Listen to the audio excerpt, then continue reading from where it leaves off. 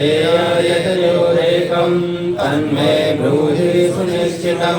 श्रीभगवानुवाच सन्न्यासकर्मयोगश्च निःश्रेयस्करावुभौ तयोस्तु कर्मसन्न्यासात् कर्मयोगो विशिष्यते। ज्ञेयः स नित्यसन्न्यासी यो न देशे न काङ्क्षति।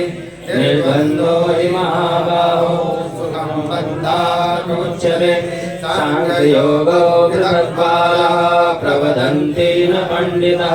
एकमत्यास्थितः सम्यक् उभयोर्विन्दते फलम्। यत्साङ्ख्ये प्राप्यते स्थानं तद्योगैरधिगम्यते।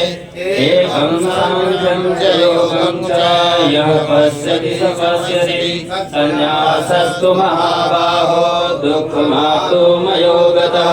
योगयुक्तो मुनिर्ब्रह्मा न चिरेणाधिगच्छति। योगयुक्तो विशुद्धात्मा विजितात्मा जितेन्द्रियः। सर्वभूतात्मभूतात्मा कुर्वन्नपि न लिप्यते। नैव किञ्चित् करोमीति युक्तो मन्येत तत्त्ववित्। पश्यन् शृण्वन् स्मृतन् जिघ्नन् अश्नन् गच्छन् स्वपस्वसन् प्रलपन् विसृजन् गृह्णन् उन्मिषन् निमिषन्नपि। इन्द्रियाणीन्द्रियार्थेषु वर्तन्त इति धारयन् ब्रह्मण्याधाय